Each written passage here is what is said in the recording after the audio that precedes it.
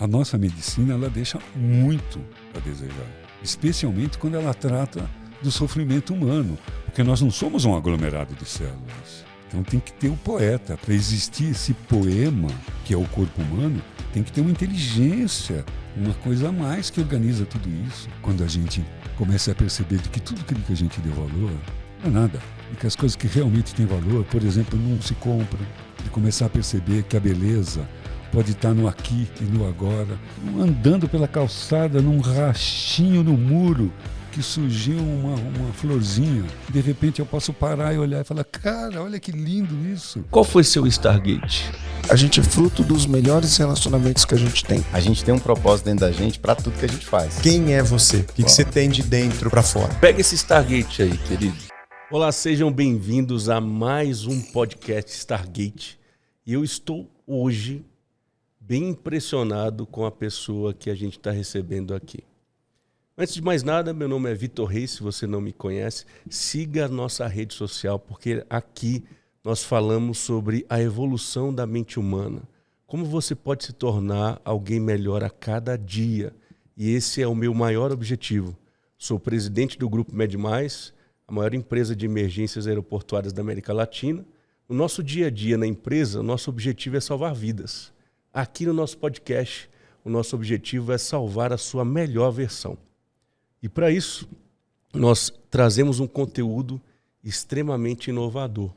E hoje estou recebendo uma pessoa aqui que tem feito diferença porque resolveu assumir o seu chamado, o seu propósito, que é o Dr. Wilson, médico psiquiatra e psicoterapeuta. Dr. Wilson é casado com Nízia Carvalho, não é isso? Quantos anos de casado, Wilson? Esse é meu segundo casamento e último.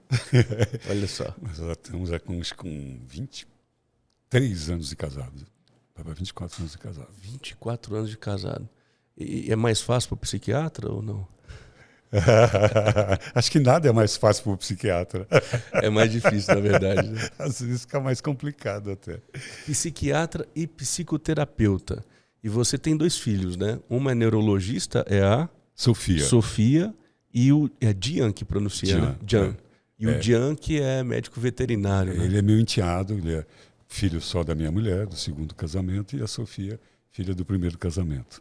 Que fantástico. E eu estava lendo a sua biografia, a sua história, e observei que você, além de ser um entusiasta do desenvolvimento humano, das pessoas, você se interessa muito por aquilo que realmente pode transformar de dentro para fora, né?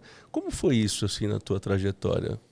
Porque um psiquiatra geralmente ele permanece por muitas vezes frio, calculista, dentro ali de um certo padrão científico, né?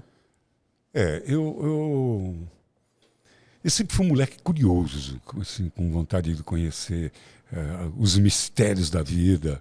Eu tinha uma fantasia quando era moleque que eu queria ser alquimista. Uma vez quase morri, que eu queria inventar a poção da invisibilidade e misturei tudo quanto é remédio que a minha mãe tinha lá, achava que eu ia ficar invisível se eu tomasse. Olha só. E ia, provavelmente. Essa curiosidade aí me fez ser um jovem bem agitado. E a minha adolescência não foi muito fácil. Assim, era muito estranho, muito diferente, e muito desajustado. E foi aí que eu resolvi que eu queria entender a mente humana. Eu achava todo mundo muito esquisito. E, inclusive, principalmente eu mesmo. E aí eu achei que se eu estudasse, se eu fosse ser médico psiquiatra, eu ia poder achar aí um caminho. Puro delírio meu, pura loucura de adolescência. Mas, por sorte, era o meu caminho mesmo. Quantos anos o senhor tinha? Eu tinha 14 anos quando eu decidi fazer isso. Eu queria ser psiquiatra. Se dissesse que a psiquiatria era um curso à parte da medicina, eu não ia fazer medicina, ia fazer psiquiatria. Mas você já teve ali, aos 14 anos, essa clareza real do seu propósito? Não era uma clareza, era uma piração. Era uma fantasia de que se eu fosse psiquiatra eu ia curar a mim mesmo. Isso era um delírio. Mas, como eu disse, por sorte, eu adorei fazer medicina. Quase fui Mas você já fez medicina pensando em ser psiquiatra. para fazer psiquiatria. Fantástico. Quase fui abduzido lá no meu curso de psiquiatria, de medicina, pelo meu professor de cirurgia, pelo meu professor de patologia, porque eu gostava. Quando eu comecei a fazer medicina, eu me encantei com aquilo, com o corpo humano, e tudo me deslumbrava. Mas aquilo para mim era um hobby, o que eu queria ser mesmo era psiquiatra. Você queria dissecar a mente humana e entender os processos, né? Aí, quando eu me formei, fiz a residência com o cara que eu queria, e que eu vi que eu ia passar a maior parte da minha vida dando droga para as pessoas, que às vezes vai fazer mais mal do que bem, eu me senti muito frustrado. Muito frustrado. Que eu falei, investi pra caramba, e será que é isso? Foi aí que eu comecei a fazer as ciências da psicologia, fazer Agora, psicoterapia. Olha que legal isso. O nosso podcast tem um tema, né, que é o Stargate. Né? Nós acreditamos que dentro do processo da evolução humana, nós passamos por alguns portais, né? Portais estelares, ou seja, a gente atinge níveis que jamais nós retornaremos a níveis anteriores, né? E eu percebo que você aí já falou de um Stargate, né? Você passou pelo processo ali da medicina, da parte científica, e de repente você teve uma expansão de consciência e falou, pô, peraí, não é isso aqui, seria isso? É pouco, não é que não é isso. Isso é pouco, falta mais coisas. E aí eu comecei a estudar, fiz formação em psicanálise, em psicodrama. E aí, com 28 anos, já era médico, já era psiquiatra, e eu tive uma epifania mesmo. Tive uma experiência espiritual e que eu até então tinha uma educação absolutamente agnóstica. Pelo contrário, tinha bastante influência. Quantos anos você tinha aí? 28 anos. 28. Até então, eu tinha militado em partido clandestino. Caramba! Assim, a coisa toda, eu não tinha nenhum senso de espiritualidade. Só para constar, o senhor tem 69 anos. 69 anos. A minha espiritualidade estava muito mais na justiça social, na distribuição de renda. Então, era metido em movimento de minorias e tal, porque eu acreditava na justiça social. Eu era agnóstico, acreditava que devia ter um Deus, porque era impossível construir tudo isso sem alguma inteligência maior, mas ele estava ocupado com as coisas dele e eu com a minha. Aí, com 28 anos, eu tive uma epifania. E aí eu descobri que o homem não tem espírito. Aí, naquele dia, eu descobri que o homem é um espírito, que o que ele tem é um corpo. Então, tudo aquilo que eu tinha estudado, e baseado tudo que eu conhecia no binômio corpo e mente, faltava um pé, que era a essência, o espírito, o pneuma, nous, cada um chama, dependendo da fonte que utilizar, vai ter um nome diferente. Mas aquilo que é imaterial, que é essencial. Então, aí faltava coisas para estudar. E aí a conta não fechava, Não né? fechava. Só estudado sobre cérebro, só estudado sobre psicologia, sobre mente, agora não fechava, porque tudo aquilo era, como dizer assim, artefatos, vamos dizer, apêndices da essência, que era o espírito, quando eu entendi isso. Que era a essência. Estou chamando de espírito, que é um nome que todo mundo entende. Sim. Alma, espírito, enfim. E aí comecei a juntar filosofia, estudo, escolas iniciáticas, para poder entender o mesmo objetivo lá dos 15 anos, para poder entender como é que funciona o ser humano e a relação dele aqui nesse planeta. E hoje me considero ainda, com 69 anos, começando de novo. Estava conversando com a Regina, estou envolvido agora num curso de pós-graduação de medicina psicodélica. E tudo tem a ver com isso, com a expansão da consciência, com enxergar esse matrix de uma maneira mais eficiente, porque as relações que nós temos conosco mesmo, uns com os outros e com o planeta, não está mais sustentável. Então esse ser humano tem que mudar, ele tem que acordar. Tem que haver uma atualização, né? E essa atualização ela passa pela expansão da consciência. É o que eu sempre digo, a gente precisa se voltar para dentro. Porque é aqui dentro que se encontra a resolução de todas as coisas, né? Eu observei também que você faz um trabalho magnífico na Amazônia, não é? Você ainda trabalha lá?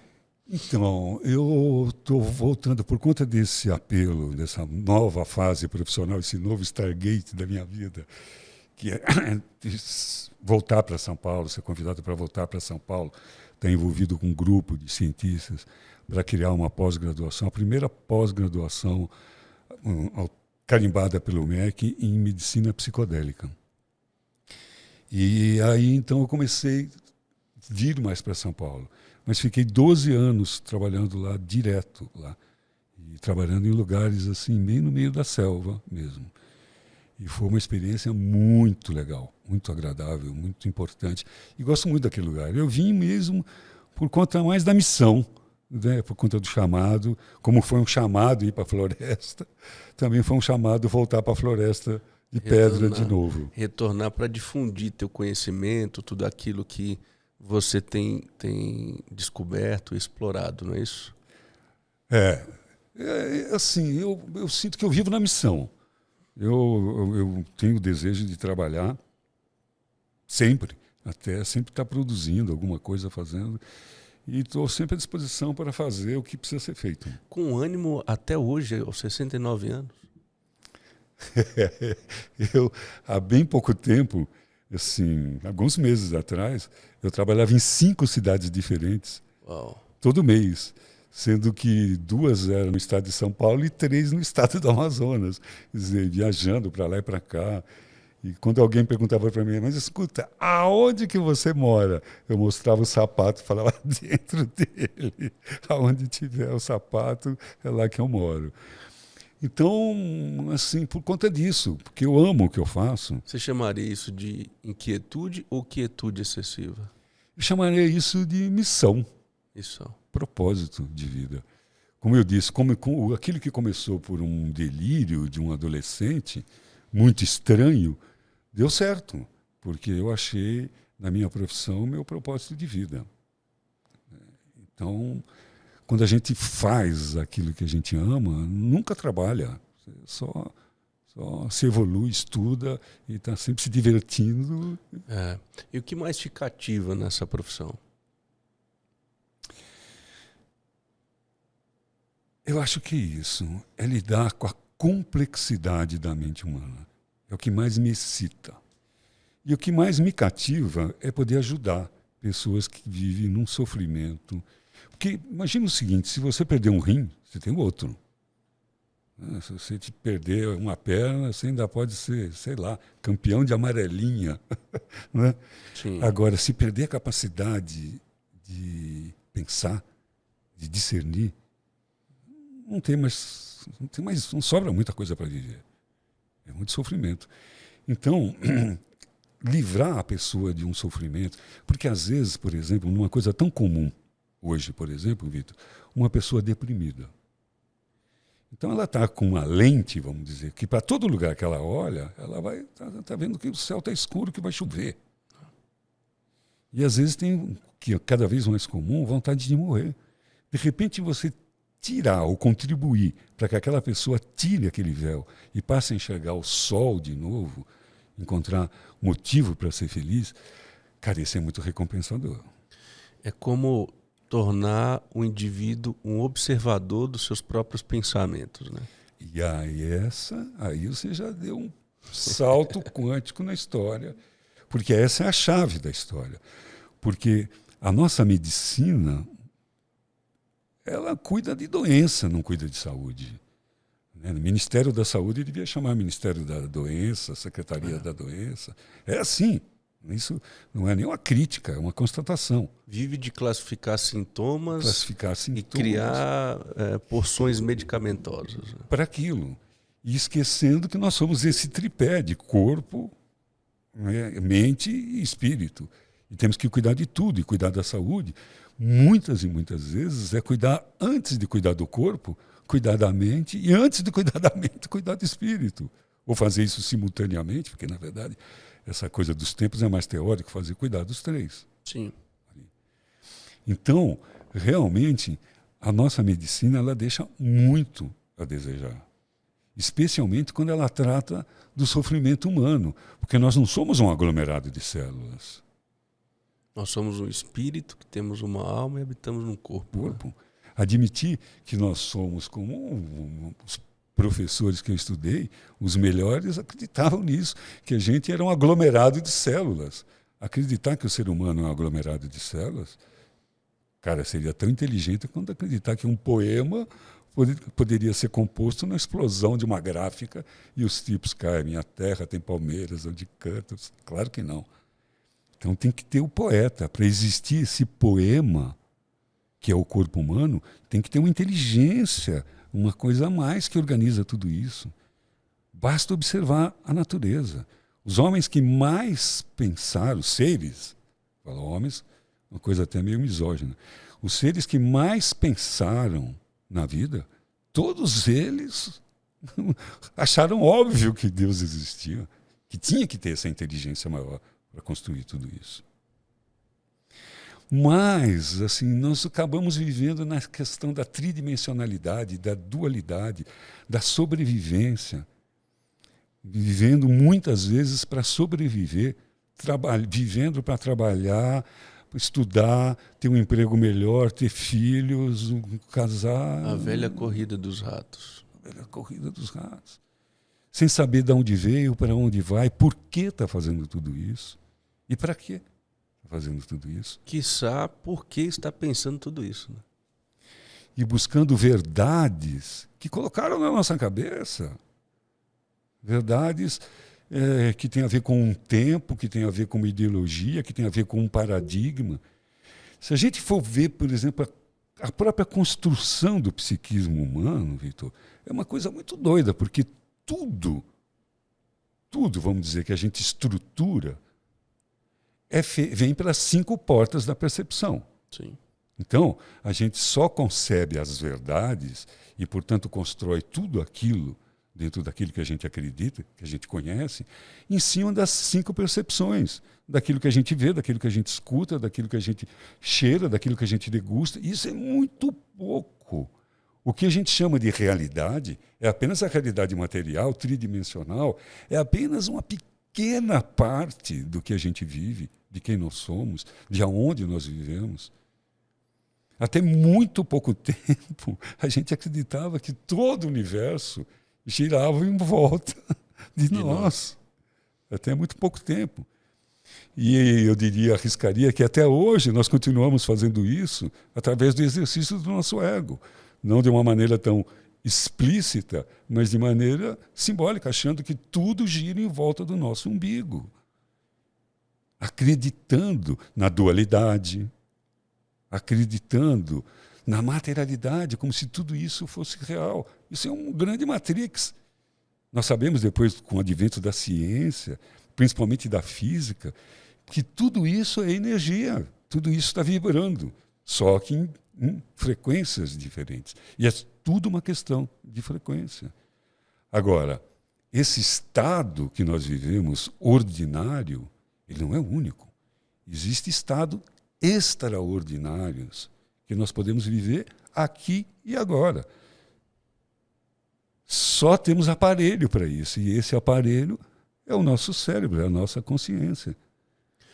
O que a gente precisa fazer, doutor, para calar as nossas vozes interiores, sentir a paz desse estado presente e viver o que temos para viver? Acho que é uma boa pergunta, né, Rê? Excelente pergunta. Essa pergunta é fundamental. Então, no meio desse caos tudo, por onde que a gente começa? Bom, primeira coisa é querer. É querer. É não se contentar com a mediocridade de cada um. Não interessa do outro, cada um que cuide da sua. Tem muita coisa para fazer com a própria mediocridade. Então, é querer realmente sair desse lugar. E para sair desse lugar, a primeira coisa que nós temos que entender... Peraí, acho que você falou uma chave fantástica. Às vezes a gente se preocupa tanto com a mediocridade externa e se esquece da nossa. Da nossa própria. Não é verdade?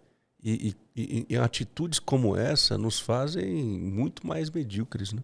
Muito mais. E não adianta querer mudar o mundo querendo mudar o mundo. Nós só podemos mudar o mundo mudando a nós mesmos. Porque isso aí Gandhi já sacou lá atrás. Ser tua transformação que queres no mundo. Então, a primeira coisa é querer.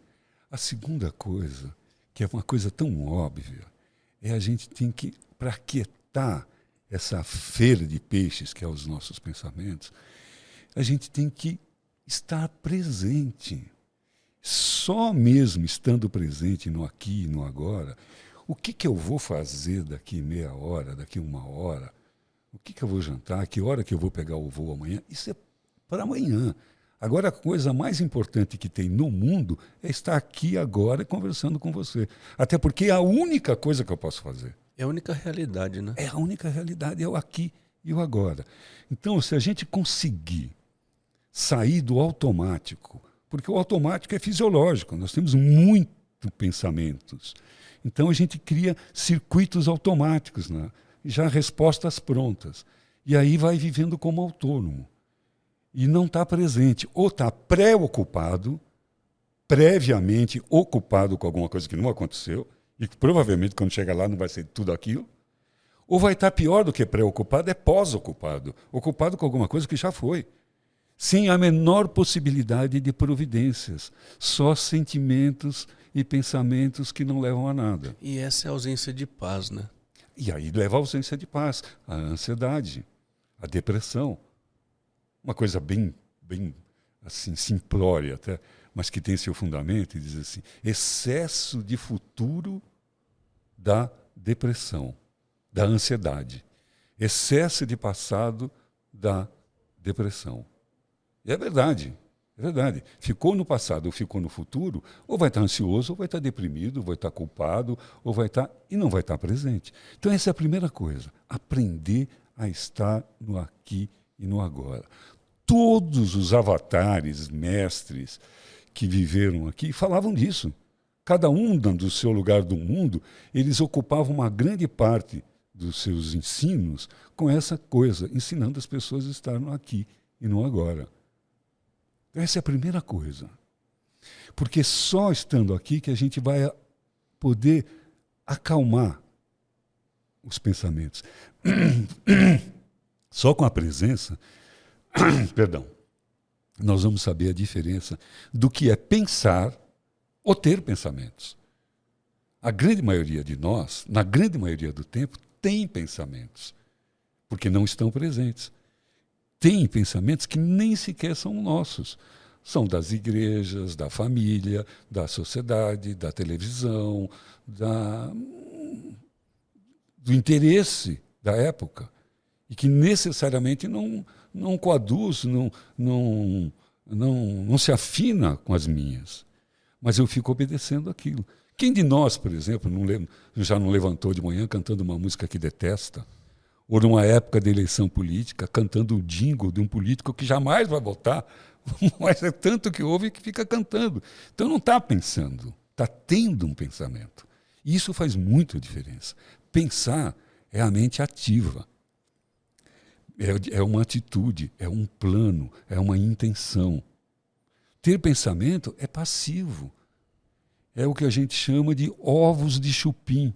Chupim é um passarinho, né, que tem seu correspondente europeu, que é o cuco, aquele cuco, que ele não choca. Ele coloca os ovos no ninho do outro. Aí coloca no ninho do outro, e o chupim faz isso, é um pássaro grande, coloca no ninho da corruíra aquele ovo, a corruíra passa o tempo todo sustentando aquele filhote que nem é dela, e que normalmente, às vezes, acaba sacrificando os dela. Então isso acontece muitas vezes na nossa cabeça. Colocam ideias na nossa cabeça que têm interesses escusos, ou interesses particulares, ou interesses que não são nossos. E a gente aceita isso. E vai criando uma realidade que não satisfaz. Que para ser feliz a gente tem que ter diploma, tem que ter isso, tem que ter aquilo, tem que ter cargo, tem que ter nome, tem que ter isso, tem que ter. E deixa de ser. Cometendo assim o erro básico. E aí vamos criando uma sociedade como nós temos hoje, deprimida, ansiosa, infeliz. Com a mentalidade extremamente adoecida. Adoecida. Eu vivendo em São Paulo, agora, eu olho pela minha janela, que antigamente eu via a floresta verde, hoje eu vejo aquele mar.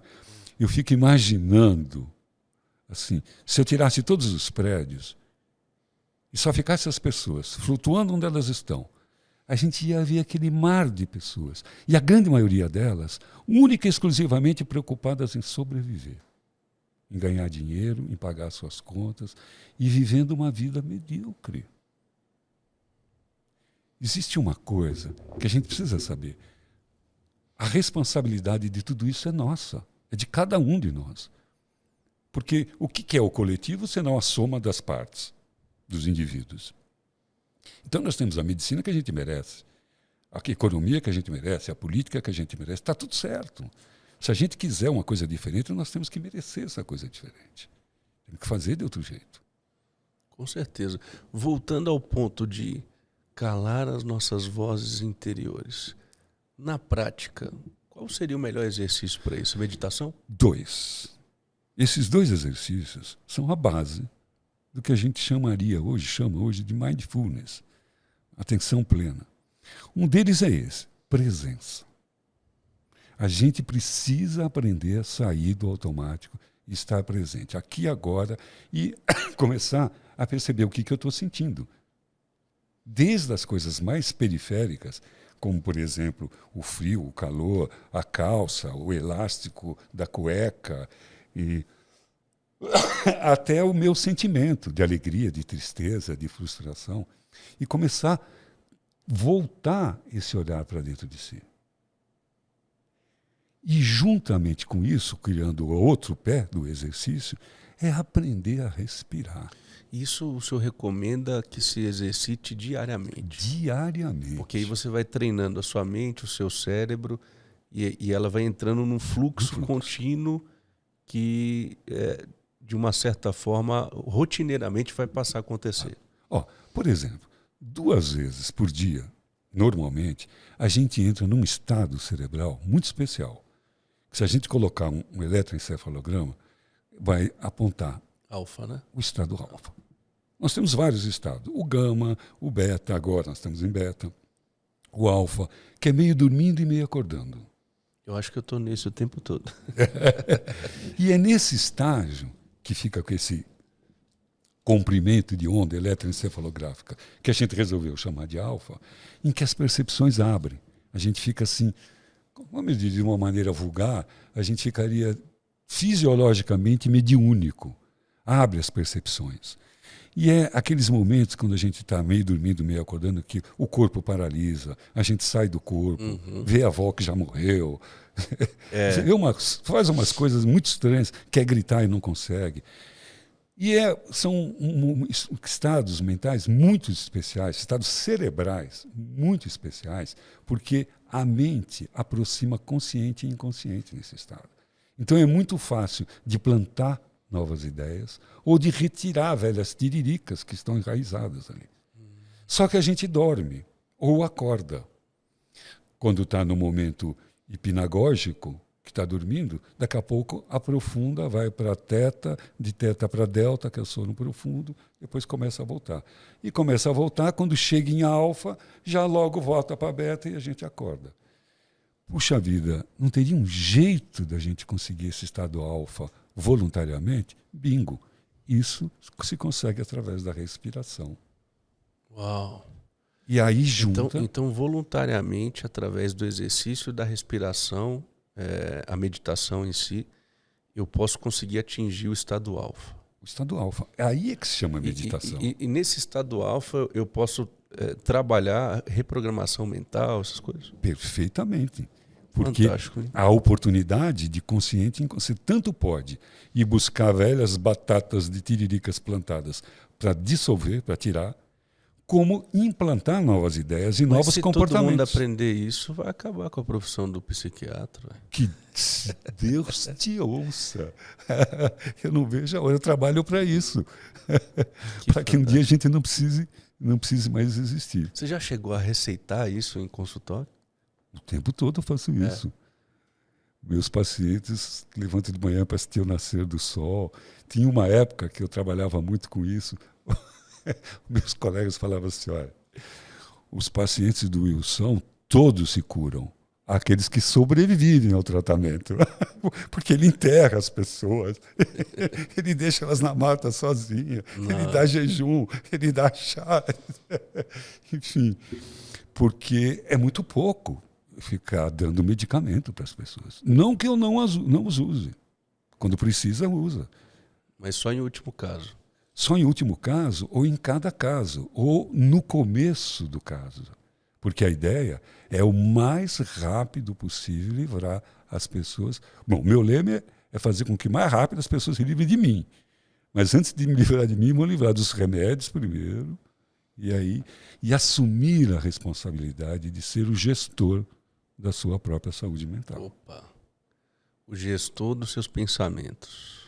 E vamos cair aí. Porque toda a nossa infelicidade advém da má gestão dos nossos pensamentos. Toda a nossa alegria e harmonia vem da boa capacidade de gerir os nossos pensamentos. É fundamental. Porque, às vezes a gente acaba abraçando todos os pensamentos como se fossem nossos, né? É isso. Como se fosse nossa realidade. Veio ali, eu tô triste, fiquei triste. Aconteceu isso, então meu dia foi péssimo. Aí o dia fica péssimo. Não é assim? É isso. Tem uma coisa que a gente precisa entender. A gente vive numa sala de estar. Essa sala de estar é o nosso status mental. É como a gente a maior parte do tempo está. Então, por exemplo, imagine uma pessoa ranzinza, mal-humorada, briguenta, crítica, sempre vê defeito em tudo. Essa é a sala de estar dessa pessoa. Então, tudo que entra para dentro dela passa por essa sala e vem com essa energia. Tudo que sai dela passa por essa sala e vai para fora com essa energia. Da irritação, da crítica, da maledicência. Pega o contrário. Vamos pegar aí uma Madre Teresa de Calcutá, sabe? Um virtuoso qualquer desse que a gente conheceu. Então, que pensava no bem, na alegria, tudo que passava por ali, entrando ou saindo, era impregnado daquela sala de estar. Mas o interessante disso é que essa sala de estar mental, ela pode e deve ser decorada a cada dia pela nossa própria vontade. Uau, que legal. Porque, por exemplo, a própria atitude, o próprio o amor não é um sentimento. Isso é uma maneira de compreender o amor, uma maneira bem baixa, como posse da minha mulher, dos meus filhos, do meu time. Meu time vai, tá bom, vai. Coringão merece todo o meu afeto. Mas é um tipo de amor que não é amor, né? Então, o muito amor, efêmero, né? O amor não é quantidade, é qualidade. Qualidade. Então, quando a gente começa a entender que o paradigma que nós estamos envoltos ali, esse tempo todo, essa sala de estar que a gente fica o tempo todo, a grande maioria é para agradar uma série de normas que não tem a ver com a nossa essência, a gente começa a romper com isso. E começa a vir a possibilidade da gente realmente construir a nossa república. O que é isso? Ter o nosso poder legislativo, que muda de tempos em tempos. Quando a gente era criança, a nossa lei era uma, hoje é outra. De ter o nosso poder judiciário, saber se a nossa lei passa pelo crivo. Para ela passar pelo poder judiciário, ele tem que estar ligado ao juiz fundamental, central. Então tem que ser bom para todo mundo. Isso sim é inteligência emocional. Isso é inteligência emocional. Aí eu entrego para o executivo. O executivo vai e faz a lei. Fantástico. Eu nunca tinha ouvido essa teoria, não, cara. Sensacional. A República é uma metáfora do que nós deveríamos ser.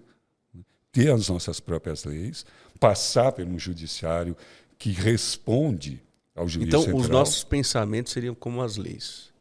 Os projetos de lei, não é? Isso. Eles iriam de acordo com as nossas leis. E aí, dentro de nós, das nossas faculdades mentais, nós devemos ter ali o Congresso para aprovar essas leis, o Judiciário para regular e o Executivo que é a decisão final ali para botar em prática tudo aquilo. Ou seja, só passa aquilo que realmente tem que passar. Só passa aquilo que tem que passar. Fantástico. E aí é que eu digo, anarquia ainda que tardia. Só que a anarquia não é o que as pessoas imaginam. Falta de ordem, bagunça, quebra-quebra. Isso é anomia, é ausência de valor. A anarquia é a desnecessidade de chefes, onde cada um sabe o que tem que fazer. A natureza é anárquica. Exato. Quem é que ensina o peixe na piracema? De repente, mudar de rumo, nadar contra a correnteza, subir a cachoeira, voar. Parece uma coisa absurda um peixe fazer isso. Mas essa anarquia saudável, ela só não é existente por inapetência ou inabilidade do próprio ser humano. Inconsciência. Né? Inconsciência. Por inconsciência. Porque quando o homem for caminhar para a consciência, ele vai saber do seu dever. E aí ele vai ser anárquico. Ele vai fazer como o urso. Chegou o inverno, ele vai invernar. Vai fazer como o ipê. Chegou setembro, ele vai florir. É natural, sem nenhum sacrifício. O sacrifício vira um sacro ofício. Boa. Né? É o que tem que ser feito. E todo mundo fazendo e vivendo em harmonia. Vivendo em harmonia. Então isso é que é anarquia. E essa anarquia, ela virá quando nós formos anárquicos, quando a gente não precisar de chefe, quando a gente for responsável, quando a gente não for, quando estiver sozinho, vai fazer a mesma coisa que se tivesse alguém olhando. Porque não importa se tem alguém olhando ou não. Eu não vou fazer, não vou jogar esse papel no chão mais. Eu acho que na minha agência aqui a gente vive isso, né? Você tem chefe, Regina? Então, isso é um ambiente ideal, Não é? não é? Quantas vezes eu te ligo perguntando onde é que você está? O que você está fazendo? Isso é um ambiente ideal, onde a potencialidade de cada um surge naturalmente. Não preciso mandar o que fazer. E aí cada um vai fazer aquilo que gosta, aquilo que sabe, vai fazer com amor, com alegria, e vai fazer bem. Vai fazer bem. Então para calar essas vozes interiores, a gente precisa se tornar esse gestor dos nossos pensamentos. Né? Observador de si mesmo, para ser um bom gestor da sua inteligência emocional. E isso é possível. E, aliás, claro, todo respeito às psicoterapias. Eu sou psicoterapeuta, eu passei a vida estudando isso, ainda continuo estudando isso. Tudo a ver com medicamentos. Né? Como eu estou falando, nós estamos estudando a possibilidade da psilocibina mudar o comportamento da depressão no mundo hoje. Então tem tudo isso. Mas tem a atitude que cada um tem que ter. Porque só nós... São duas leis. Primeiro, que nós estamos condenados ou premiados a viver eternamente na nossa companhia. Tenha a crença que tiver. Seja reencarnacionista, seja materialista, isso é verdade. Você vai ter que viver com você. Essa é a maior dor humana, né? Vai ter que viver. Encarar a si mesmo, né? Assim mesmo, pro resto da vida. Porque quando você silencia as outras vozes, quando você desliga a televisão, quando você desliga o YouTube, o rádio e tal, e fica naquele silêncio, você é obrigado a... Aí é que começa o barulho. Aí é que começa o barulho. Então essa é uma lei. Nós temos que viver com a gente mesmo. E a outra, só nós tomamos gestão sobre o nosso pensamento. O outro pode ter uma influência, pode indicar um caminho, pode ensinar uma técnica, tá? Mas nós somos responsáveis pelo nosso caminho de consciência. E essa noção, consciência de autorresponsabilidade é a primeira fase, né? É sair da negação e entender que é comigo mesmo. É consigo mesmo. Né? Que todos os portões que eu vou passar, e só são portões, eles estão lá. Eu é que tenho que passar pelo Stargate. Ele está lá. Às vezes demora para eu perceber que aquele portal está na minha frente.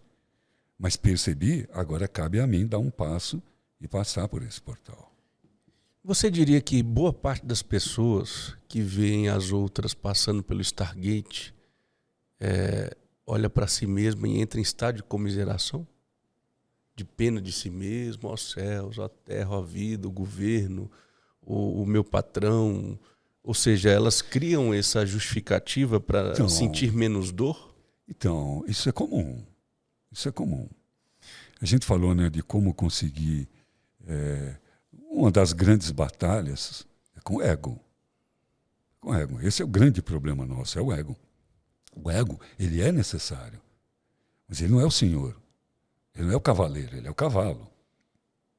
Ele não é o fim, ele é o meio. E a gente vive escravo do ego. E o ego, ele tem para mais ou para menos. Ou eu me sinto melhor do que os outros, ou eu me sinto pior do que os outros. Porque é muito chato eu me sentir igual aos outros. Porque se eu me sentir igual aos outros, eu perco a minha individualidade. E eu estou aqui como um indivíduo. O ego serve para envolver, para embalar o indivíduo, a individualidade. Para isso que serve o ego. Então, por isso que não dá para desestruturar o ego. Mas ele não pode estar no centro. Né? Mas ele não é o centro, ele não é o dono. Ele é apenas um veículo. Existem 3 palavras no cristianismo gnóstico que fala de geração, degeneração e regeneração. E essas 3 palavras estão falando do ego. Existe uma parte da nossa vida que a gente precisa ter uma geração de um ego. Precisa ter um ego bem formado, uma personalidade bem formada, uma boa figura masculina, feminina, se possível. Beleza, não te faltar afeto, para ter um ego legal. Para poder um dia perceber que esse ego não é o senhor. Ele apenas... E aí então tem que gerar, depois degenerar esse ego, não é no sentido de psicotizar, de perder a identidade, mas de saber que isso é só uma roupa. Esvaziar. Esvaziar-se dele para, então, aí regenerar no eu sou, na sua essência. Abrir mão das pequenas vontades e entregar naquilo que cada um tem de maior, na substância crística que cada um tem. Então, essa expansão de consciência, esse Stargate, ele geralmente acontece quando a gente se esvazia de si mesmo? Normalmente. Quando a gente começa a perceber de que tudo aquilo que a gente deu valor não é nada. E que as coisas que realmente têm valor, por exemplo, não se compram. De começar a perceber que a beleza pode estar no aqui e no agora, num andando pela calçada, num rachinho no muro que surgiu uma florzinha ali. De repente eu posso parar e olhar e falar, cara, olha que lindo isso.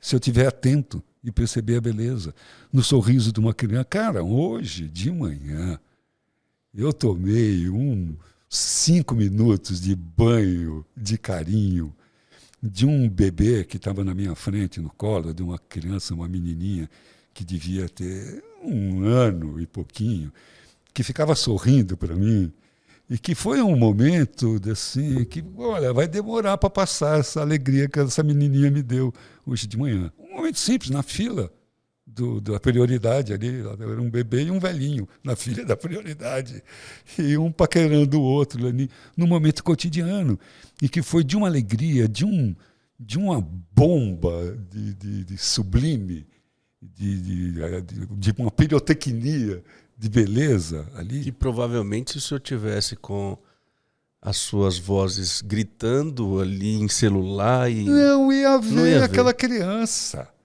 Não ia ver aquela criança. Não ia ver aquele monte de gente. São o que eu chamo de piscadinhas do universo, né? Como se Deus desse uma piscadinha assim, ó.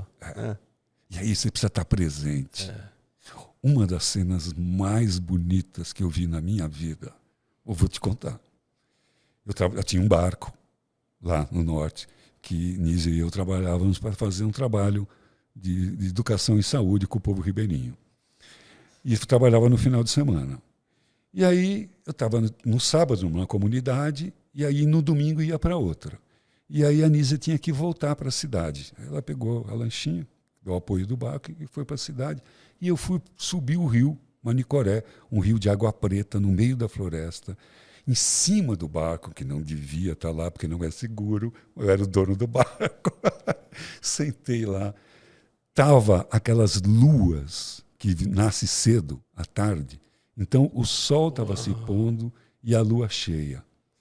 E eu sentado em cima do barco, completamente presente, olhando, nisso pulou um boto cor-de-rosa na frente do barco, deu uma espirrada, e aquela espirrada com a luz do sol que estava se pondo bem na frente do boto, criou um arco-íris que durou, sei lá, 1/100º de segundo.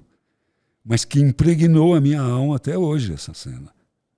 Naquele lugar, era um lugar que eu queria estar ali, que era lindo, que eu estava me sentindo muito bem, fazendo uma coisa que eu estava inspirado para fazer, e estava fazendo bem feito. E tive um presente que a natureza me deu de uma cena, tipo assim, ó, para você não esquecer nunca mais dessa Amazônia. Um boto pulando com arco-íris em volta dele. 1 segundo. Então precisa estar presente para ganhar esses presentes. É um presente que vem pela presença. Se você não está presente, não vai ver. E é como um presente de Deus mesmo para nós, né? Que a gente é impactado, né? Impactado. E marca. E a floresta, ela te obriga a estar presente. E essa experiência com a floresta te trouxe uma expansão de consciência? Trouxe. Eu fui lá em busca de conhecer um pouco mais o lado invisível da floresta. O lado dos elementais, a ayahuasca que me chamou, me convidou. Uau. Por falar nisso, eu quero fazer uma revelação bombástica aqui. Posso fazer? Eu sou adepto da ayahuasca já há 2 anos. Olha ou só, para 3. Olha só. E foi algo que marcou a minha vida profundamente. Profundamente. Isso aí. Então você sabe o que eu estou falando. As grandes mudanças e resultados que eu tive de expansão de consciência, mentalidade e até de compreensão da minha participação, né, existencial na Terra, vieram dessa experiência, né? Me too. Eu também. Que fantástico isso, hein? Poderia dizer exatamente tudo isso que você disse. Poderia dizer. É exatamente isso, né? Recomendaria? Recomendo, claro. Só que eu acho que não é uma brincadeira. Não é uma coisa séria como tem se levado hoje em dia. Porque tem uma coisa que as pessoas, elas buscam ser especiais. Então tem uma onda que todo mundo quer ser xamã, todo mundo quer ser padrinho, todo mundo quer ser curador, todo mundo quer ser mestre. E aí acaba havendo um abuso, até inocente, eu acho. O ego, né? O ego, o famoso ego. Então, eu recomendo, mas que se busque um lugar sério, que existe um pessoal que tenha, na questão de todo o uso de expansor da consciência, tem o que a gente chama de set e setting. Né? O lugar onde a pessoa está e o preparo pessoal que ela está. Essas 2 coisas são importantes. Então tem que ter um momento para ter uma experiência como essa. E ter um lugar adequado para isso. O set e o setting. Geralmente, quando eu faço a consagração, eu me separo por 3 a 4 dias. Né? Geralmente faço um jejum antes, um dia anterior. Evito álcool, essas coisas. E faço a consagração num ambiente completamente voltado para aquilo e dentro de uma série de regras pessoais que eu sigo, e principalmente com pessoas que eu entendo que também estão ali no mesmo princípio, com a mesma mentalidade, o mesmo pensamento, né? E para mim foram experiências fantásticas antes, durante e principalmente depois. Meses depois eu fico ali com aquela...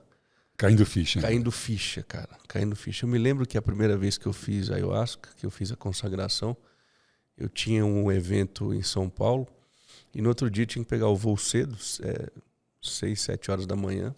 Aí eu fiz a ayahuasca, consagrei e tal. Depois fui dormir umas 2, 3 horas, acordei tranquilo, não tem ressaca, não tem nada. E fui. E no avião fui dormindo. Rapaz, eu tive uma experiência tão poderosa ali de presença, de consciência do que tinha rolado, do que tinha acontecido na noite anterior, que eu cheguei em São Paulo já entendendo exatamente tudo que eu deveria fazer para tomar as decisões que eu precisava tomar, que há muito tempo eu vim empurrando com a barriga, sabe? E foi fantástico, foi maravilhoso. Eu falei, não, eu preciso fazer isso pelo menos uma vez ao ano. Quantas vezes você recomenda? Olha, isso vai de cada um. De cada um, né? Porque quando você faz parte de uma dessas seitas, então tem uma série de obrigações, uma série de hierarquias e de tipos de sessões que a pessoa acaba deixando meio que... Volta pro ego de novo, né? O controle humano, né? Colocar em caixinha, né? Acaba complicando a vida da pessoa, enfim. Mas, assim, normalmente essas seitas mais tradicionais, elas fazem sessões quinzenais. Eu acho que depende de cada um. Porque depende de como que a pessoa vai trabalhar com aquele conteúdo todo. Porque se entra numa rotina também, hoje tem dia de sessão e tal, e vira um encontro, uma festa, existe uma tendência muito grande do próprio ego da pessoa, meio que, não sei se a palavra é banalizar, mas deixar aquilo mais comum, menos extraordinário como deve ser. Me diz uma coisa, e o incremento ali, a conexão da prática da ayahuasca com o bufo? O bufo, você acha que... Então, o problema é o seguinte, o bufo alvários, ele tem o princípio ativo do DMT, a dimetiltriptamina, que é o que tem, um dos princípios ativos que tem na ayahuasca. Só que, por exemplo, no DMT, na ayahuasca, o DMT está associado à armina e armalina, que são outros dois alcaloides, que fazem a absorção oral da DMT, da dimetiltriptamina, dando aquela oportunidade de visões que têm sentidos, que agregam e que estão ligadas aos hinos, aos ícaros, às chamadas. E o DMT puro, como no caso do búfalo alvários, é uma explosão de visões que não tem muito sentido. Eu nunca experimentei o búfalo, mas eu já fumei o DMT puro. Que é a mesma coisa do búfalo. É um coice de mula que a gente cai para trás. E perde o propósito da psicoterapia, né? Aí não... Exatamente isso. Não tem uma linha psicoterápica, uma linha evolutiva, uma linha de cura, só de uma experiência psicodélica. Por falar em psicodélica, medicina psicodélica, esse trabalho que o senhor está fazendo, envolve ayahuasca e todas essas... Olha, a ayahuasca foi a grande precursora, porque os psicodélicos, eles surgiram no mundo sempre vinculado à busca da saúde mental, à cura de doenças mentais. Assim foi o LSD, assim foram todos eles que escaparam dos laboratórios e foram para o uso recreativo. E aí houve um movimento da contracultura, a guerra do Vietnã, e aí todo o pensamento daquela época... Americano, dominante, e abortaram as pesquisas.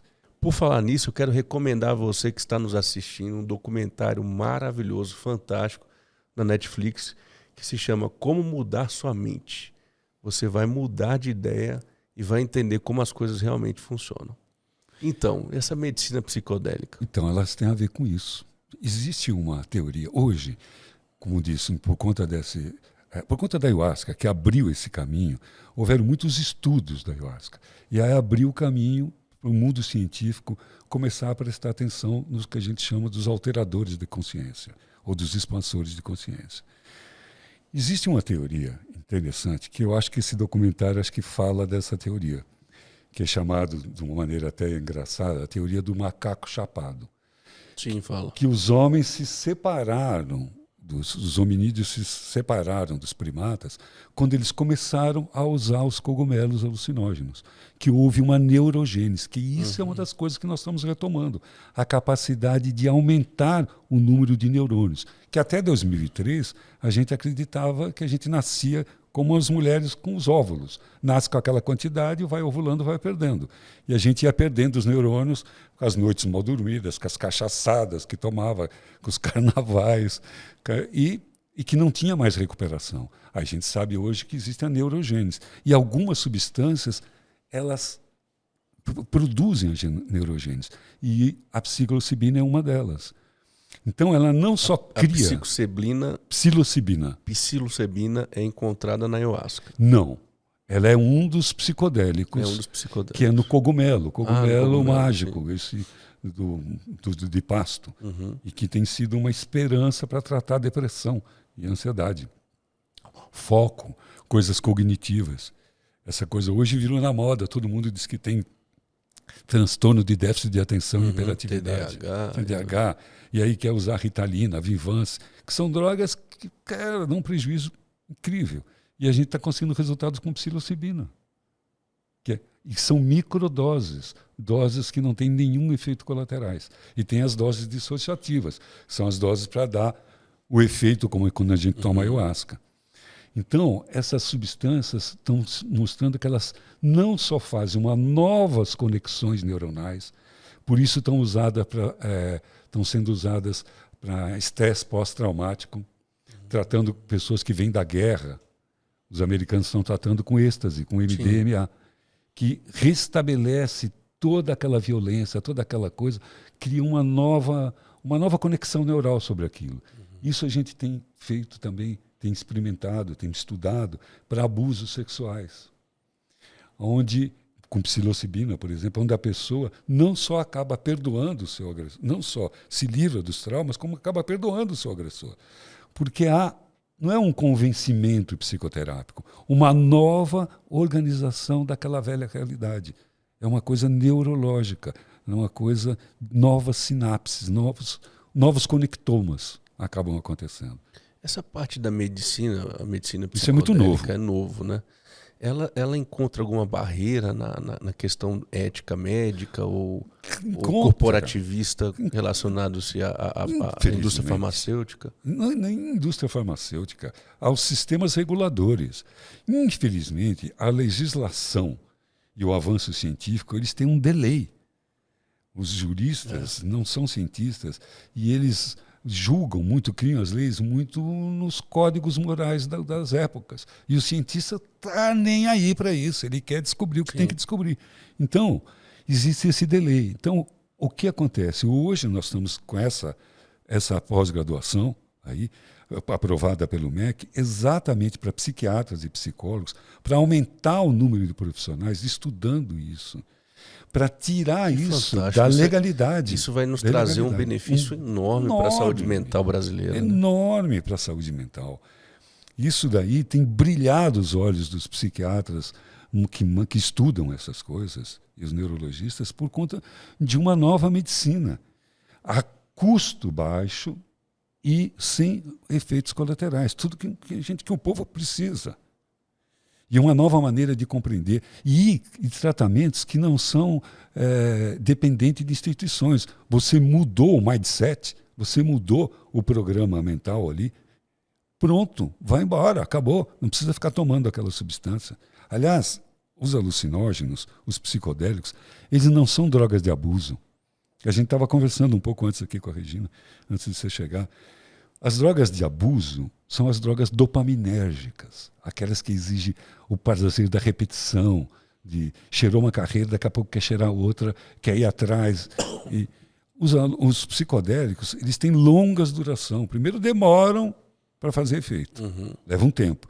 Depois eles levam tempo com efeito. E a pessoa não quer fazer aquela experiência toda hora. Então não tem como abusar aquilo. Então não tem risco de abuso, não tem risco letal. O grande inimigo, respondendo a tua pergunta, eu falo demais também, né? Mas aqui é para falar mesmo. São os preconceitos. Sim. E essa coisa de que a lei anda aquém da ciência.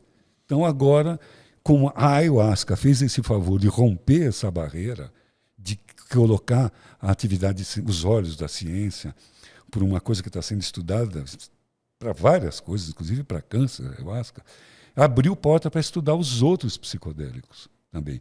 Não só os naturais, como é o caso da psilocibina, como os semissintéticos, aí, como é o caso do MDMA. Né?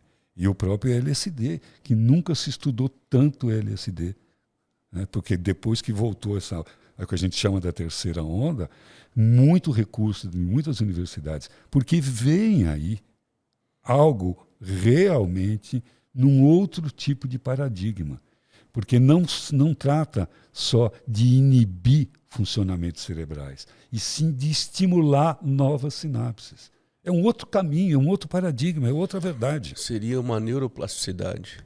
Nós estamos falando de neuroplasticidade. É isso que nós estamos falando. Neurogênese ou neuroplasticidade. É outro nome para isso aí. Aliás, esse é o nome mais usual, recomendável, né? Mais comum. E não tem como falar de neuroplasticidade sem falar dessa medicina psicodélica, né? Hoje em dia é o que tem de ponta. A gente sabe que existem exercícios para neuroplasticidade. Bom, nós vimos aí, por exemplo, Oscar Niemeyer, com 104 anos, morreu trabalhando ainda, produzindo. Dr. Wilson, ou melhor, Wilson, está aqui com 69 anos. Nem penso. Pegou um avião, foi hoje, senhor? Pegou um avião hoje, veio para Brasília e está aqui, ó, por amor ao propósito. Amor ao propósito. E os portais, não penso em passar em nenhum do portal da velhice, aí só quando tiver que passar o portal da desencarnação. Se Deus quiser, tá de bem. acordo com Oscar Niemeyer, eu sou 100 e poucos anos, está indo. Produzindo aí como ele, aí também. Muito bom. Voltando a falar da ayahuasca, a consagração da ayahuasca o senhor já fez na Amazônia? Já. E aí, é mais poderoso? Como é? Me conta. Olha, então... O espírito da selva se manifesta? Então, quando o objetivo é trabalhar com as forças da natureza, então você está no lugar adequado.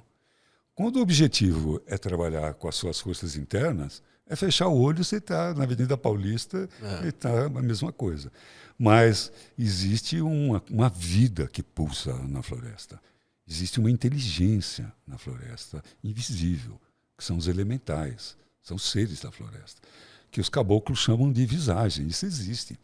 Os elementais existem desde que a humanidade existe. Os tritões, os gnomos, as fadas, elfos, ninfas. Todas as civilizações têm história sobre esses elementos, esses elementais, que são elementos da natureza, como se fossem espíritos da natureza. E na floresta, com a sintonia voltada para a sutileza, dá para perceber uma vida diferente. E essa medicina psicodélica vinda do ayahuasca, ela é milenar, né? Ela é milenar. Hoje, a gente atribui de uma maneira mais antropológica aos indígenas. Mas algumas das seitas, elas remontam ao tempo de Salomão. A união do vegetal, por exemplo, ela na sua cosmogênese, ela vem em épocas imemoráveis. Mas quem uniu, segundo eles, foi a época de Salomão. E não apenas... mas antropologicamente coloca dos indígenas. Então são usos da natureza por fontes diferentes, mas sempre num espírito. Por isso que foi classificada por Gordon Orson como enteógeno, porque sempre tem uma busca divina. Enteos, genos, geração de um movimento divino, enteógeno. Então por isso que ela sempre foi usada, porque ela tem essa característica. Uma das coisas que a gente viu na ayahuasca, nesses anos todos, ela tem um tripé que é bem interessante. Um deles é o mergulho que a pessoa dá dentro de si mesmo para desatar os nós da sua vida psíquica. Independente da seita que ela vá, a ayahuasca faz isso. Outro delas é um desejo, então, depois desse mergulho, de uma reforma íntima, de ser um ser humano melhor. Todo asqueiro, pelo menos uma época da vida dele, ele quis ser um ser humano melhor. Senão ele não aguenta ficar bebendo essa bebida, não. Verdade. E a terceira coisa é uma aproximação com a sacralidade. Caramba, uma coisa que te oferece autoconhecimento, te dá um desejo de ser um ser humano melhor e te aproxima mais de Deus, caramba, que ótimo. Por que não? Então recomendo, claro. Mas isso, exatamente por ela ter essas características, ela não pode ser banalizada. Não pode, e muito menos utilizada para diversão, né? Não tem nem cabimento isso. É algo muito mais voltado para a nossa evolução. Essa evolução. Expansão de consciência, né? É uma ferramenta que o mundo está precisando. Nós estamos precisando de coisas que nos despertem. A gente confunde muito. O senhor já teve algum caso de algum paciente que foi salvo pela ayahuasca, por exemplo? Salvo que eu digo, depois que ele fez a ayahuasca, ele conseguiu desmistificar alguma coisa dentro dele e ser transformado. Muita gente. Eu sou um deles. É. Eu sou um deles. Aquela velha pergunta que você fazia lá na adolescência, você conseguiu responder muita coisa depois da ayahuasca? Eu consegui encaminhar as buscas, porque as respostas, quando a gente acha que tem as respostas, as perguntas mudam tudo. Então, você nunca está satisfeito. Mas, com certeza, a ayahuasca deu para mim uma dimensão muito mais positiva da minha vida. Eu acho que a minha vida... eu gosto da pessoa que eu me tornei. Eu não estou satisfeito comigo. Mas eu, por exemplo, queria ser um cara como meu pai. Eu acho que eu sou um cara como meu pai. Eu gostava muito do meu pai, gosto. Mas ele foi sempre um exemplo para mim. Mas eu acho que eu só sou igual ao meu pai por conta da ayahuasca. Porque se fosse por mim, do jeito que eu era, eu acho que não. Eu era muito ousado, muito curioso. O risco de eu cair de ser, por exemplo, uma pessoa que tratava drogados e me tornar um drogado, não poderia existir isso, porque eu era muito curioso. Então ela me deu um norte. Foi te direcionando, né? Esse expansor de consciência é uma alternativa para a gente conseguir olhar para dentro e entender exatamente a posição que a gente tem que ficar. Né? Porque quando a gente fala expansor de consciência, no meu ponto de vista, isso aí é um equívoco semântico. Porque a consciência alterada é essa que nós estamos agora. Limitada, tridimensionada, parca, meio burra, meio distraída, meio sem memória. A consciência original é expandida. Então é essa que está alterada, é essa que está diminuída. Por isso a droga existe, desde que o ser humano existe. Porque ele tem uma necessidade intrínseca. Não é só o ser humano, outros animais também, de expandir a sua consciência. Você vê na África com a marula, os elefantes fazem isso. Derrubam a marula, ela cai, eles não comem. Deixam ela apodrecer para fermentar, para ficar alcoólica. E os elefantes, os macacos lá, todos eles fazem uma festa, uma orgia onírica, baquiana, bacanal mesmo. De Baco ali, o vinho, eles usam o vinho de Baco ali para alterar a sua consciência. Então, o homem busca isso porque ele se encontra, o ser humano se encontra assim, preso dentro dele mesmo nessa condição. Então tem alguma coisa nele que faz com que ele queira sair dele mesmo. E daí vem a embriaguez. A embriaguez e a transcendência, elas são muito parecidas. Só que um faz ao custo de simplesmente se embriagar e a transcendência de se achar. Mas elas moram no mesmo prédio. Mas o álcool se aproxima da medicina psicodélica? Toda substância que altera a consciência, inclusive o ar. Eu vou dizer uma coisa. Parece brincadeira isso, mas é verdade. A primeira droga que eu usei na minha vida, eu tinha 3 anos de idade. Como assim? Até eu fiquei curioso agora. Isso foi, eu nem lembro. Isso foi uma coisa que minha mãe contava. Eu lembro que eu fazia isso, mas eu não me lembro desse episódio. Que tinha uma ameixeira no quintal de casa. Eu segurava a ameixeira, ficava dando volta nela e soprando. Como se fosse um giro sulfi. Os derviches fazem isso para alterar a sua consciência. Giram e sopram. Sim. E aí, quando eu ficava completamente tonto, isso foi... Sim, o Groff resgatou isso. Quando os Estados Unidos proibiu o uso do LSD nas pesquisas, o Groff colocou essa técnica da respiração holotrópica. E eu, com 3 anos de idade, fazia isso para alterar a minha consciência. Aí eu deitava no pé da ameixeira e ficava olhando o céu azul e as folhas e ficava viajando. E aí minha mãe, segundo ela, falou: escuta, por que você faz isso? Já vi você fazer isso várias vezes.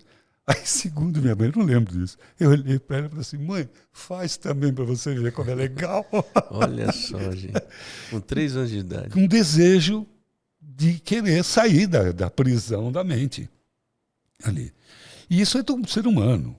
Ele sempre está arrumando um jeito. E a embriaguez, ela veio isso. Ela veio primeira num sentido de transcendência, depois num sentido de diversão, recreativo, e depois num sentido de anestésico, tudo. Mas as primeiras tentativas de alterar a consciência, historicamente, foram para conversar com Deus. Em busca do desconhecido. E no meio do caminho a maior parte se perdeu. Se perdeu. Tiveram um encontro consigo mesmo e muita gente acaba tendo esse encontro com o divino, com essa expansão de consciência, gosta demais e não consegue voltar, né? Ou seja, quer tá ali sempre, né? É daí que vem o vício? Então, é um ponto de vista pessoal, isso aí, com risco de... Eu assino hoje, amanhã eu posso estar falando diferente. Sim. Mas o que eu tenho visto, por exemplo, né, nesses anos, nessas seitas, assim, a espiritualidade ela é muito sedutora. Ela traz um bálsamo para as nossas dores. Mas algumas pessoas acabam utilizando disso como um álibi para, então, fugir da vida material. Boa. E aí, então, acabam virando meio... É a minha maior preocupação com muitas pessoas. Porque aí vira uma espécie de desleixo. E o hábito espiritual de mão do trabalho, das responsabilidades e tal, e que na prática a gente não vê um crescimento, olhando pelo menos de fora, poxa vida, a pessoa parece que está andando para trás, não está andando para frente. Então, que eu acho que não tem a ver com a espiritualidade, tem a ver com o uso da espiritualidade. Assim como um revólver nunca foi condenado, né? Uma corda nunca foi condenada por enforcar ninguém, ou uma faca por esfaquear alguém, é quem faz o uso dele. Aí.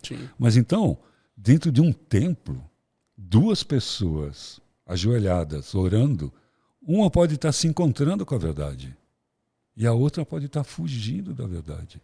Uau. Na mesma ritual, na mesma atitude. Ou melhor, no mesmo setting, mas o set diferente. A posição individual de cada um está fugindo. Uau. Então tem muita gente que usa a espiritualidade para fugir do próprio espírito, da sua própria essência. Mas de monte tem. E não importa a religião, né? Não importa a religião. Não importa a prática. Quantos e quantos... O que manda é a intenção, realmente. São. Né? Quantos e quantos você vê se julgando, assim, julgadores que detêm o poder, agentes de Deus, em missão. Quando alguém fala para mim que está numa missão, assim, normalmente me arrepia. Porque em nome de Deus é que se faz as grandes atrocidades no planeta. Verdade. Então, ela pode ser um subterfúgio, não a espiritualidade, o uso que se faz dela. Especialmente quando a pessoa esquece das suas responsabilidades. Porque se esse mundo tridimensional é uma ilusão, eu até acho que é, mas é aqui que nós estamos. Ele tem uma regra. Então, mesmo que eu não me identifique com essas regras, eu tenho que aprender como é que é o jogo. E eu quero saber, quero fazer gol. Quero jogar direitinho. Não vou abandonar a minha vida aqui. Né? Nós somos um espírito, temos um corpo. Na verdade, somos um espírito, temos uma alma e habitamos num corpo. Habitamos num corpo. Então tem que haver equilíbrio entre as três partes. Né? As três partes. Ignorar uma ou outra e focar em uma só é trazer problema. Né? E eu fico pensando, se esse mundo tridimensional é uma ilusão, é uma experiência, é um Matrix, é uma experiência, se eu estou aqui é porque eu tenho que vivenciar essa experiência. Então não tenho que negá-la. Eu não quero me identificar com isso. Eu não quero negar isso aí. Pô, eu tenho um carro legal. Eu gosto de coisa legal. Gosto de poder comer no restaurante que eu quiser. Eu gosto de ser generoso. E para ser generoso, eu tenho que viver nesse mundo, tenho que ter essa. Sim. Sabe o que eu acho, Wilson, que essa é a maior sacada? É quando a gente expande a nossa consciência, quando a gente consegue atingir níveis espirituais dentro do nosso equilíbrio, do que a gente entende como ser espiritual. E nesse campo espiritual a gente traz o céu para a terra. Eu gosto de usar essa expressão, né? Jesus, no Pai Nosso, ele orou e falou exatamente isso, né? Venha a nós o vosso reino, seja feita a sua vontade, assim na terra como nos céus. Isso aí. Então, eu acredito que nós somos seres celestiais, que temos vislumbres espirituais fora dessa dimensão, mas a gente tem que pegar aquilo que está em cima e manifestar aqui. Aqui. É isso. Eu acredito nisso poderosamente. E quando eu descobri isso, porque um dia eu já estive nesse lado, né? Um dia eu fui um espiritualista radical que queria largar a vida para viver as minhas experiências espirituais, que por sinal foram muito marcantes aos meus 15 anos, né? Experiências muito profundas. E depois eu percebi, eu descobri que, na verdade, tudo que eu vivenciava no campo espiritual era para manifestar aqui, no meu período de tempo, né, tão pequeno na Terra. Né? Não é isso? É isso. É um período pequeno. É uma experiência... Como é que chama aquele filme? Cidade dos Anjos? Não tem nada a ver. É um filme clássico que é um anjo que vem para a Terra e ele se apaixona por estar encarnado aqui na Terra. E tem alguns filmes que fazem isso. Cidade dos Anjos. Acho que é Cidade dos Anjos. Cidade dos Anjos. Tem o Cidade dos Anjos e tem um que é com o John Travolta, que ele é um anjo, que ele é viciado em pasta de amendoim. Que é muito bom o filme. Que ele é um anjo que ele fuma e come pasta de amendoim, gosta de leite moça, porque ele adora a vida encarnada. Então tem um fascínio dos seres, tem um ponto de vista de algumas informações, de seres de outros planetas que têm um certo fascínio pelo livre-arbítrio, pela materialidade, por esse tipo de manifestação de vida. Mas ele é muito forte, é muito difícil iluminar num planeta onde a regra é a polaridade. É o bem e o mal, é a dicotomia. Então, é o livre-arbítrio. A experiência do livre-arbítrio é muito interessante. Até onde eu sei, existem seres que vêm de muito longe observar essa experiência do livre-arbítrio. Tipo assim, vamos ver o que esses caras vão fazer com isso, com a vontade deles. É muito poderoso, né? Porque se a gente for pensar na hierarquia angelical, não tem, é hierarquia angelical, não tem livre-arbítrio. O anjo faz o que deve, não faz o que quer. Então, essa experiência da materialidade, cara, aqui tem orgasmo.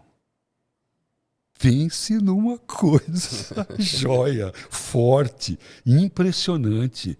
É uma relação sexual e num orgasmo. É uma pirotecnia. É assim que um ser humano surge, através de um orgasmo. A coisa é tão forte que é aí que os gametas se fundem. Então é uma experiência que tem no corpo. A fome mesmo, o apetite. Então tem muita experiência corpórea que é muito sedutora. Então é muito difícil iluminar aqui. Eu fico imaginando, por exemplo, assim, na sala da justiça, os iluminados lá. Você é da onde? Eu vim de Andrômeda. Você iluminou em Andrômeda? Que legal. Eu sou das Pleiades. Que legal. Eu sou de Sírios. E você? Você iluminou aonde? Iluminei na Terra. Iluminou aonde? Na Terra? Vem um cara aqui, o cara que iluminou na Terra. Como que é possível iluminar na Terra? Essa é uma experiência muito profana, a vida. Então, nós temos que ter consciência disso. E não querer também viver uma vida de... Alguns conseguem ver uma vida de santo. Cara, eu tenho que lutar com o meu ego diariamente, ficar controlando o meu pensamento diariamente, senão eu fico pensando besteira. Impressionante. Já com quase 70 anos de idade, se eu vacilar, eu vacilo. Se eu der uma vacilada... É a falibilidade humana que abre a porta para o divino, né? Se manifestar. Pois é. Seria isso? Dentro desse sistema é isso. É exatamente isso. Então, com toda essa imperfeição, é esse o setting que eu estou. E é aqui que eu tenho que evoluir. Agora, não é fácil. Os apelos aqui são muito fortes. Muito fortes. Por conta do sistema de crença que a gente tem. Quando a gente mudar esse sistema de crença, vai ficar cada vez mais fácil. A gente poderia mudar toda a realidade mental, a forma, pensamento do planeta, o status da mente coletiva do planeta, de uma hora para outra. Se a gente tivesse o mesmo tipo de pensamento, se desligasse do Matrix, escolher se de fato todo mundo beber a Red Pills. Vamos pegar a pílula vermelha e vamos acabar com essa confusão toda aqui. Mas é o livre-arbítrio. Né? Mas é o livre-arbítrio. Cada um escolhe. Cada um, e é meio que individual e coletivo também, que não é sozinho. Né? O que nós estamos fazendo agora? Estamos aqui publicando a nossa compreensão sobre tudo isso. Né? Que para 90% das pessoas é incompreensível. Eu sei, mas não é tão comum, pelo menos. Mas que precisa. Você imagina uma conversa dessa alguns anos atrás. Assim, que conversa de maluco essa daí. Tem muita gente que acha que ainda é conversa de maluco. Com certeza. Mas não é. Maluco é o que tem aí fora. É esse tipo de vida. É a violência. É 5 minutos que você assiste um canal aberto, você fala, meu Deus do céu, que mundo que nós estamos. Isso é de maluco mesmo. Que mundo que nós estamos. E o quanto faz mal, né? Como é tóxico aquilo. Tóxico. Como é tóxico. Envenenado, né? Envenenado. Não tem nada que sirva ali. Agora, é possível atingir essa expansão da consciência, a qual a gente acabou de falar, como na ayahuasca, através de práticas de meditação? É possível. É possível. Olha, eu preciso tomar muito cuidado com o que eu vou falar, porque pode parecer uma coisa que não é verdade, né? Que é meio dísparo do que eu estou vivendo.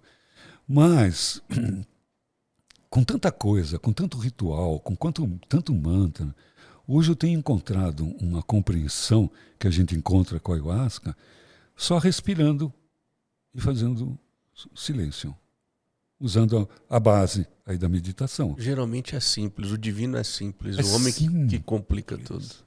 Aliás, já dizia Leonardo da Vinci, não se iluda, a simplicidade é o último grau da sofisticação. Sofistica, sofistica, sofistica, até ficar simples. Ficou simples, acabou.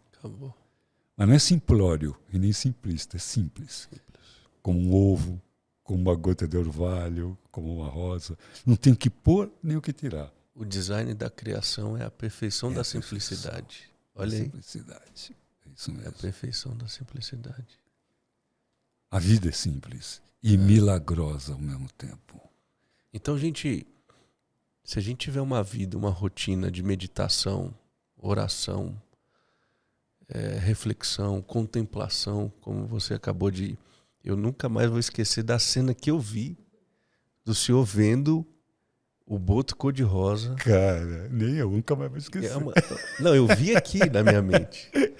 Então, se a gente desenvolver uma rotina com essas práticas que o nosso próprio corpo nos possibilita com os 5 sentidos, né? Você acha que a gente consegue atingir um nível de expansão de consciência contínua? Eu acho. Eu acho que é simples. E é contínuo. Porque, como eu disse, não é fácil você buscar a consciência original vivendo dentro do corpo num planeta dual como esse aqui. Não é fácil, não. Mas é uma busca contínua.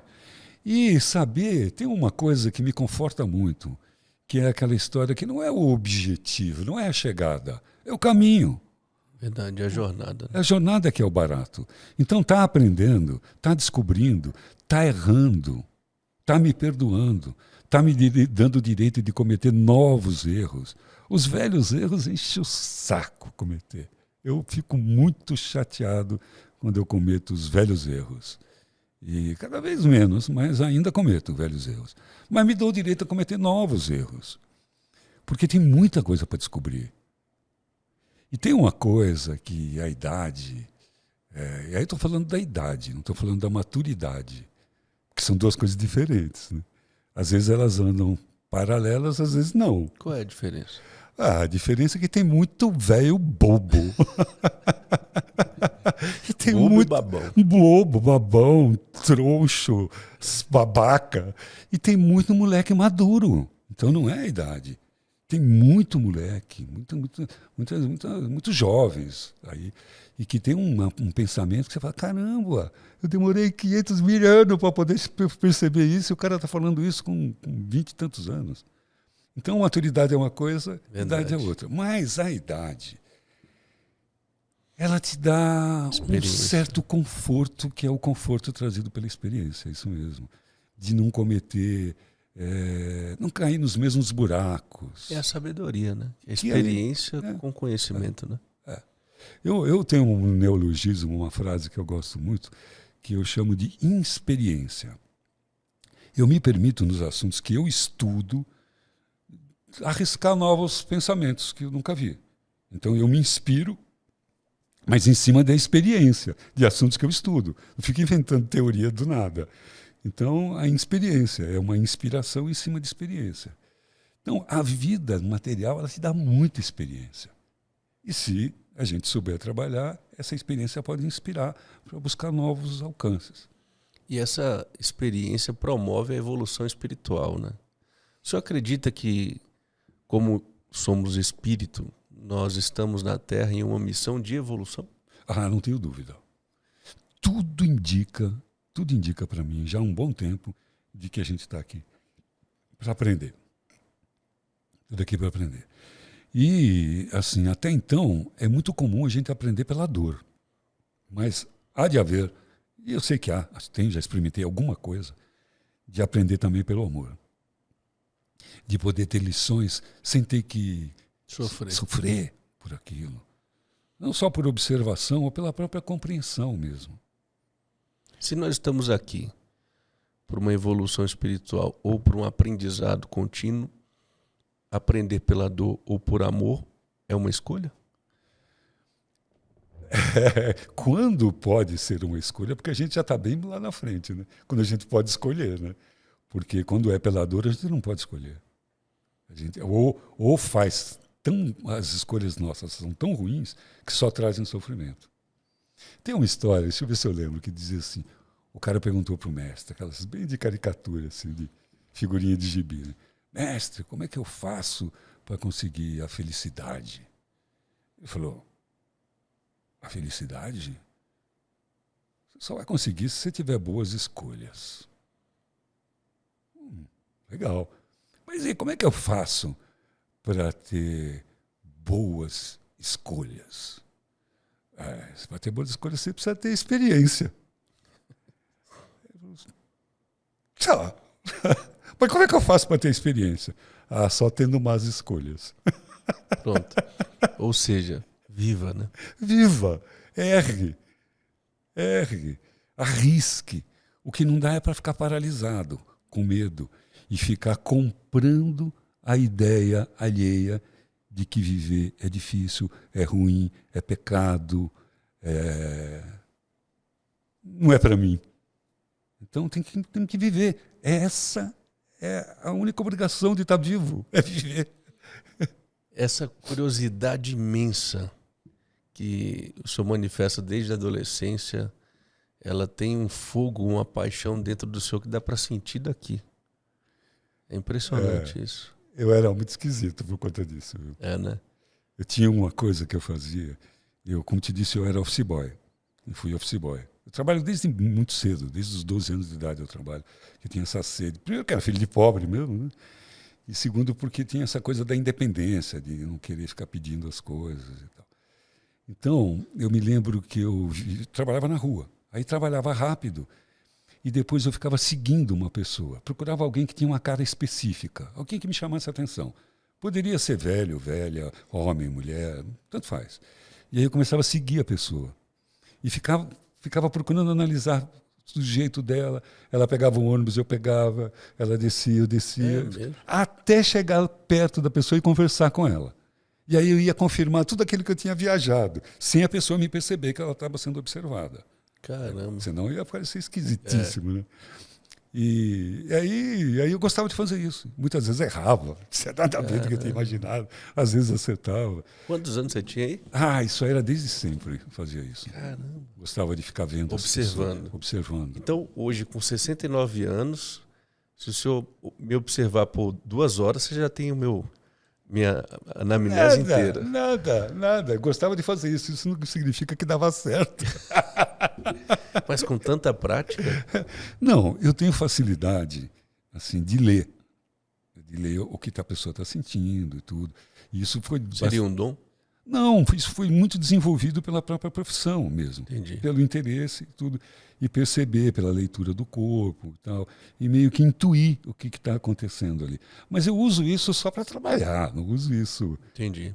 Já usei muito para seduzir. Olha só. já usei. Sim. Doutor Wilson Galanteador.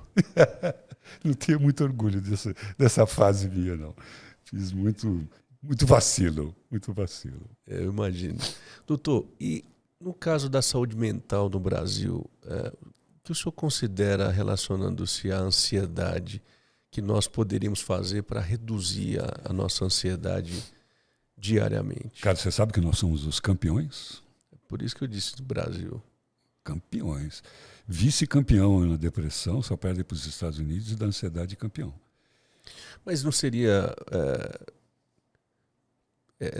essa informação não seria por conta de subnotificações em outros países? Ou porque o Brasil tem feito um bom trabalho estatístico? Não, ixi, não mesmo. Não mesmo. Quando for falar de estatística, a gente tem que pensar sempre o contrário. Imagino. A epidemiologia não tem muito valor científico nesse país, é infeliz. Haja vista, por exemplo, no censo, o trabalho que dá para fazer o censo, um monte de gente que não responde. Então, eu acho que, de uma maneira geral, eu acho que tem a ver com a nossa insegurança toda, histórica, política. Deve ter vários motivos. Por que o brasileiro, que é tão otimista, que é tão alegre, por que ele é mais ansioso do que os outros povos? Mas, de fato, pelo menos tem essa notificação. E eu não acho que seja por defeito dos outros. Né?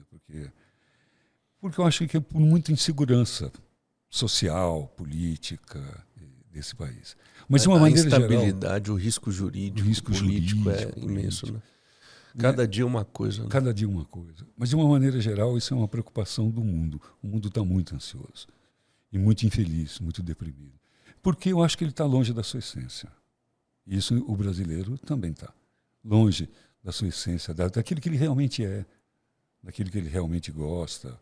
E nós estamos sempre procurando um ideal de perfeição criado por alguém, por uma lógica, por uma época, por um modelo que vem de fora. Mas falando do setting, né? Você considera que, fazendo uma analogia, uma comparação, o manauara ribeirinho com um paulista lá da Faria Lima, quem teria mais ansiedade? Olha, isso é uma pergunta que muita gente me faz. Se lá no norte eu encontro doenças diferentes do que eu encontro aqui no sudeste. Tudo igual. Tudo igual. O mesmo nível de ansiedade, o mesmo nível de conflito. Por incrível que pareça, o homem é muito parecido. Eu tenho oportunidade... Então o problema não é externo. Não é externo. O problema é interno. Interno. Assim, eu tenho oportunidade de lidar com tudo quanto é tipo de gente. Desde um diretor de empresa multinacional, até morador de rua, indígena, tudo igual. E o que mais me impressiona é que é tudo igual a mim, Vitor. Tudo muito parecido comigo. Nós somos muito parecidos. Então o cara vai morar no meio do mato, na beira de um rio, no meio da selva. Né? Mato é aqui, lá é selva. Aí eles fazem umas casas tudo juntas e criam conflitos e brigam, e um paquera a mulher do outro, e outro briga com a filha do outro, o outro come a mulher do que não podia. Tudo igual, tem o mesmo problema, tudo igual. Tudo novela das 9. Tudo novela das 9. Aliás, essa coisa da globalização, ela tem isso. Ela globaliza os comportamentos de uma maneira... Justifica os erros. Justifica as os ações. erros. Cria modas de comportamento. É impressionante, você vai numa cidade X, vou citar nome, uma cidade X no interior do Amazonas, que não tem internet, mas tem uma loja que vende celular, smartphone. A pessoa nem tem internet, mas ela já tem o desejo, porque sabe que uma hora vai chegar. E chega. E por que não? Porque ela assiste na televisão que todo mundo tem internet, que todo mundo tem. Então, os padrões de consumo são movimentados pela mídia. de uma maneira, porque é o dono do consumo, o vendedor de produto é o dono da mídia. E como reduzir esse nível de ansiedade? Então, eu acho que só tem um jeito, que é através do autoconhecimento, do autodomínio, de estar bem quando está sozinho, de gostar de si mesmo, de viver a sua própria vida com originalidade. A gente confunde muito o que é comum, o que é normal, o que é natural. Isso é comum, isso é normal, isso é natural, isso todo mundo faz. O que todo mundo faz é comum. Comum é o que todo mundo faz. Normal é o que diz a norma, que obedece um grupo de pessoas que criou a norma, que tem um interesse específico e que muda de tempo em tempo, de país para país, de cultura para cultura. E natural é o que tem a natureza. Então o que a gente precisa é escapar do senso comum e da normalidade vigente para buscar a natureza, porque a natureza é perfeita. Nossa originalidade. Originalidade, a naturalidade, a natureza de como tudo funciona. Até das nossas dúvidas, da nossa imperfeição, também é natural. Se a gente está aqui é porque merecia estar aqui, porque merece estar aqui. É porque temos isso. Deve ter outros lugares mais interessantes no universo para estar, com certeza. Maravilha, foi um recorde aqui de tempo e foi como se eu tivesse batido um papo contigo de 10 minutos. Acho que eu vou precisar de mais tempo, viu? Nós vamos precisar se encontrar de novo. Que ótimo. Inclusive, quero muito conhecer teu trabalho lá na Amazônia. Quero muito conhecer e há muito tempo eu tenho vontade de fazer a consagração da ayahuasca lá. Tem uma tribo, como é o nome? Iawana, uma coisa assim. Yawanawá. Iawanawá. Que eles recepcionam as pessoas, né? Recebem pessoas de outros estados e fazem a consagração lá da... É meio para turista ver aquilo. Mas vale a pena. O fato eu quero uma coisa mais regional. O fato de beber dentro da floresta já é uma experiência. Já é uma experiência forte, né? Legal, na beira do rio, no Igapó, é bonito. Imagino. Muito bem, recebi aqui hoje o Dr. Wilson, ou como ele gosta de ser chamado de Wilson, né? Wilson, como meus amigos me chamam. Recebi o Wilson, foi um prazer imenso conversar com o senhor. Gratidão por compartilhar tanto conteúdo, tanta informação e por ter aceitado esse chamado, né, de manifestar a sua melhor essência e fazer com que as pessoas tenham a sua expansão de consciência ou passem pelo seu Stargate, né? Como as pessoas podem fazer para lhe encontrar nas redes? É facinho. Estão em todos lá no YouTube, tudo colocando, tudo sai lá do Instagram, que é o Wilson Gonzaga Oficial. Inclusive está aberto, reabrimos um curso que chama-se Revoluciones. Uau! Que é um curso que dá, tem muitas horas, tem material escrito, um monte de aula, em que a pessoa, passo a passo, vai aprendendo de como é que funciona o cérebro e de como ela pode ser gestora da sua própria transformação. Ou seja, se tornar um observador dos seus próprios pensamentos, gerir os seus pensamentos e atravessar esse Stargate. Tudo nesse curso a gente consegue ter uma... Revoluciones. Revoluciones. Então nós vamos colocar um link aqui do Revoluciones, aqui embaixo. Você pode acessar a descrição desse vídeo e clicar. Se inscreva nesse curso, com certeza você vai passar pelo Stargate. Essa é a ideia. Não é verdade? Então muito bom, gratidão por ter vindo aí de avião para cá e manifestar o seu propósito e a sua diferença. Muito obrigado. Eu te agradeço, assim, bem especial agradecimento pela oportunidade de estar aqui com você falando isso, porque acho que uma das técnicas que eu uso é observar todas as personas que a gente tem, os personagens da nossa vida, os positivos, os negativos. E eu acho que se eu fosse resumir um dos personagens, ou como todos os personagens num só, eu acho que é o semeador. Que a minha vida é essa, de semear consciência. No meu trabalho, na minha vida, no meu hobby, nos meus cursos. E acho que esse é o meu propósito, é esse. Que as sementes realmente sejam frutíferas. Isso é um futuro promissor. que eu já entendi que o meu crescimento pessoal está em promover o crescimento pessoal dos meus irmãos e das minhas irmãs também. Esse é o sentido do propósito, né? O propósito realmente tem que atingir as outras pessoas, é coletivo, né? Coletivo sempre. Muito bem, gratidão. Obrigado. Bem grato.